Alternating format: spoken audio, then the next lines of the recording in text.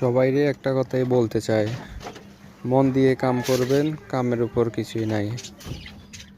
Hello guys, আসসালামু আলাইকুম। সবাই কেমন আছেন? কালকের হাটের থেকে লাকসাম বাজার থেকে এই 5 জোড়া কবুতর আনছিলাম দেখেন। তাই আজকে সকাল সকাল উঠে এদের যত্ন নেওয়া শুরু করলাম। সবাই দোয়া করবেন।